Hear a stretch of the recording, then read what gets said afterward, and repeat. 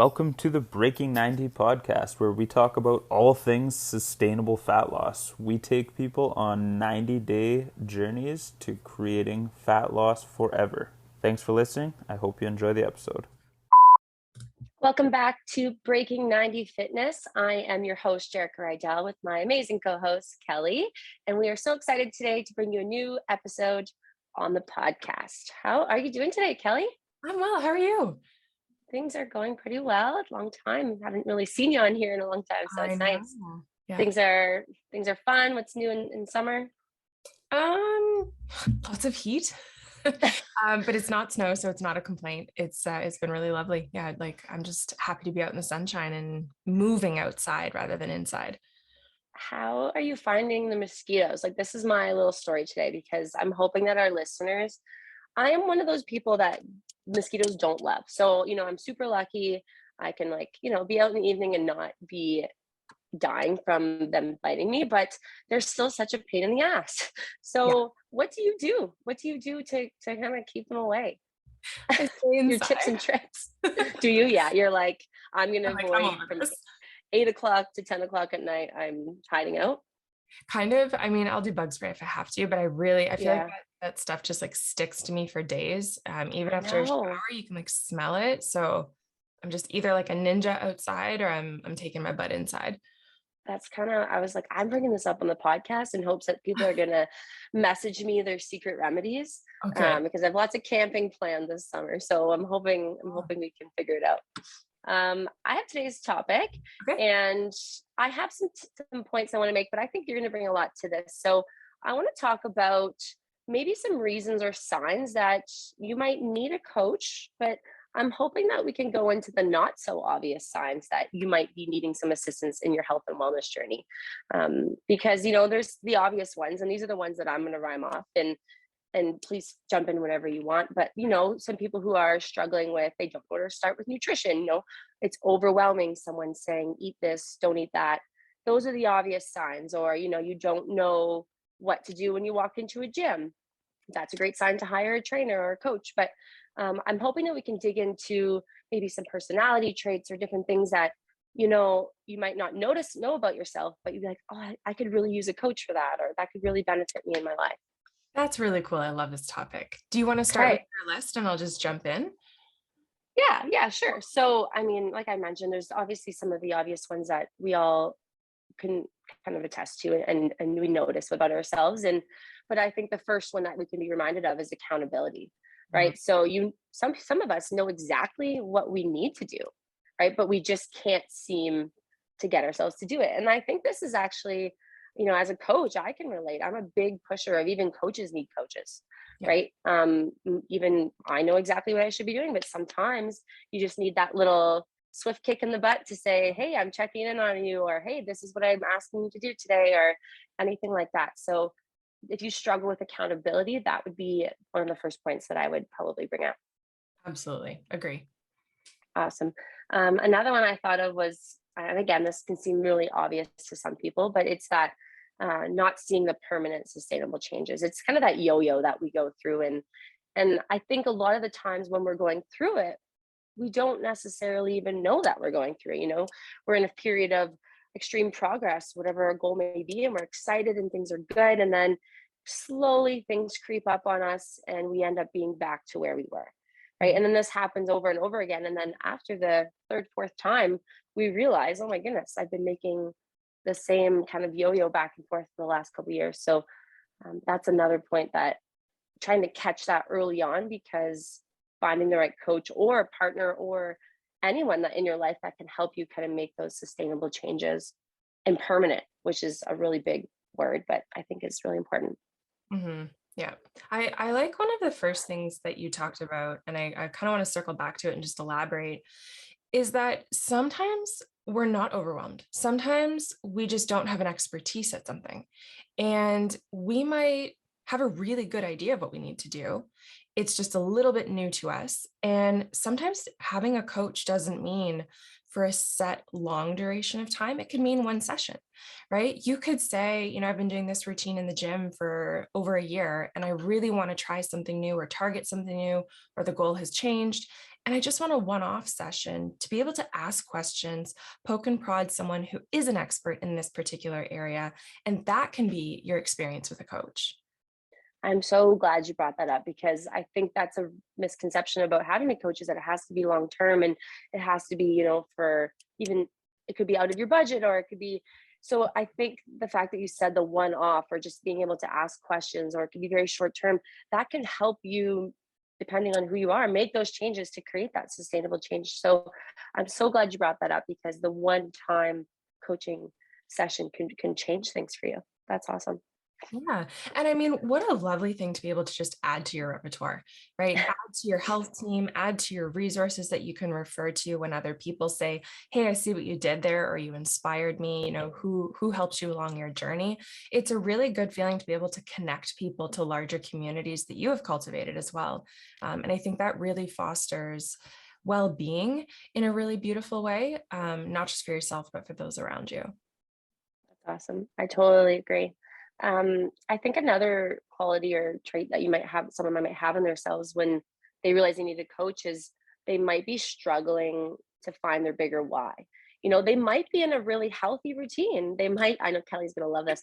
They might be, they might be eating good foods. They might be doing their exercise routine every day, and they're making progress, but they can't seem to figure out why they're doing this. They're doing it maybe because they know they should. It's good for them, but having that underlying reason why, or goal, or some sort of bigger why behind it can make this for the long term, not just for the short term. So it's not always about trying to like I said, like they're doing everything right, but it's trying to find the deeper meaning behind it is Yeah. key to me. I think defining what you mean by deeper why is really important, because some people will always be able to answer the why question in terms of what they are doing. And I think this is really neat because they are distinctly different questions, right? Why do you do what you do? Well, because it does this for my body. That doesn't answer the why question on an emotional level. So when you're saying figuring out the deeper meaning, what is your emotional connection to what it's giving back to you? Because if you've lost emotional connection with it, that's not necessarily a bad thing. It just means that your why has shifted. So knowing what it does for you and what you are doing can still be very important and beneficial, but the lack of emotional connection to it is where you're going to notice, I don't know if I really want to be disciplined in this anymore. I love that. That's a really good point. I'm glad you elaborated on that. Another one I was thinking of was, and something we talk about on this podcast so often, is if you're struggling with the all or nothing mentality, um, that can be in a couple sessions, right? Just recognizing and having someone kind of point out that you might have the all or nothing mentality. But what really is funny is people don't realize what all or nothing mentality can be, right? They're like, they don't realize that it can be. Try to give different examples if you have some, but it could be so small, but that those small little nitpicky things are what's kind of creating a bigger issue in their health and fitness journey. I don't know if you have a good example Well, I to think, provide. yeah, and people can probably draw their own, and I'd love to hear from individuals as well. Some people have an idea of what working out means. And if I define that by having a gym membership and going to a gym, then my all or nothing mentality might be that, well, it's not enough if I'm not at the gym, even if I did an at-home routine today. So yes, I still did something, but I could feed myself a false belief that I never did enough because my idea of a workout is skewed, right? And I can have an all or nothing mentality in the sense that maybe one meal pushed me over my caloric intake or my points today, and so I'm going to blow the day. Well, all or nothing is nutrition with regards to a meal, and that being okay that it pushed you over, and get back on track the next meal, or with your next glass of water rather than tomorrow. I love that. Yeah, that's such a good point. Um, and then one that's kind of people forget, or they just think that it's for physio, but like if you're rehabbing after an injury, right? Like having someone to guide you through that process, and not necessarily saying that we're not going to give you the exercises or your coach, but they can just help, not maybe help guide you in terms of ramping up the intensity, or understanding that it's okay to slowly get back into things. And I think that as a health and fitness coach, a lot of the times we're just helping people understand or helping people feel okay with what they're feeling. And I think that something that we do so often is we just help to validate, or we help to kind of reframe their mind. And that's something that I've learned as a health and fitness coach, is that it's not so much about here's your program, go do it. It's about, like I said, validating or helping someone understand what and why we're doing something, so that they can go on their own eventually and feel confident to tackle those things. That's really cool. I love how you just like slid in a really excellent point underneath the heading. And so let's highlight this, the validation that you're talking about. Some people don't think that they need it. Some people also don't think that they should need it. And those are two different things, right? So we all need encouragement. We all need positive affirmation. We all need that feedback that we are doing well, so that we can continue doing what we're doing with confidence, right? That it is the right direction. And so when you have someone saying, this is great, you're on track, or this is great, you're headed towards the right next steps, we build confidence, we build that self-efficacy as well, that we can't always give to ourselves, and shouldn't be expected to be able to give to ourselves. Absolutely. Yeah. That's the kind of the validation. And like I mentioned before, even in people who don't realize that they need it, and it doesn't have to be forever. And it doesn't have to be a super expensive coach, or I'm not trying to do a sales pitch on ourselves today. I'm just trying to really say, try to find someone who can support you and resonate with you, and but still give you that push that you need, right? It's not always about, it's finding that fine line between pushing you but also listening to you, and that's kind of a really important thing when looking for one. That's cool. So based on what you're saying, I will also add in, coaches offer you an opportunity of self-reflection, right? So maybe it's not about being overwhelmed. Maybe it's not about the specific information to, the thing that you want to do, whether it's weightlifting or flexibility or nutrition. It can simply be that the questions they pose to you help you learn something about yourself, right? It's internal information. It's getting to know yourself. It's that growth that you want to be doing in the process, right? I don't necessarily want to just know what I should have to eat for the rest of my life to maintain a certain weight. I want to know what it makes me feel. I want to know that like we said before, I feel connected to what I'm doing and why I'm doing it. But when someone else outside of us poses the right question, that can open up a world of possibilities to know ourselves. I love that. That's kind of like a good take home message. And just to add to that, like you said, coaches should not just tell you what to do, but they should, like you said, they should be teaching you so that you can go on your own. And that is such an important point, is that it can be very short term. It can be long term, right? You might want that coach for a long time, but it can be short term to long term. But you should feel confident enough in whatever your bigger why is, whatever your goals are, to eventually do this on your own in whatever aspect. Yeah, I know for some people, actually just posed this to our Breaking 90 members over the weekend. I said to them, how was your movement this weekend? And how does your body feel today? And though they could very quickly answer the first part of the question, some of them were like, what do you mean, what does my body feel today? Right? No one has necessarily checked in to say, and how does your body feel after you've, put that effort in, or that energetic output. And so that self-reflection that you're being asked to do allows you to go, maybe I should check in with my feet. Maybe I should check in with my knees and see how I feel after that. Making that connection. Yes. Cool. And that opens up a beautiful dialogue where your coach can educate you even more when you say, I notice that when I do these things, I feel a particular way. Awesome. And then going about what can we do to either help those situations? Exactly. So it opens that big conversation. And then that's such a learning experience for that client to say, okay, now when I am sore, I can do this, or maybe this was too much, or listening to her body. And that just, like you mentioned, so many doors are open. Yeah. We could take that in so many directions.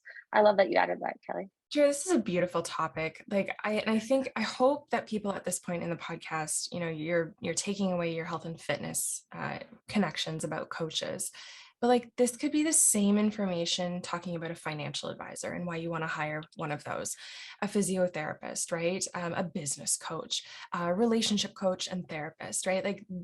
All of the same messages apply. That is actually what I was going to leave with a little Oh, take home message. So I'm so glad you brought it up. It's true because in all aspects of our life, I'm a firm believer that everyone needs a coach in all aspects or in some aspects to help us.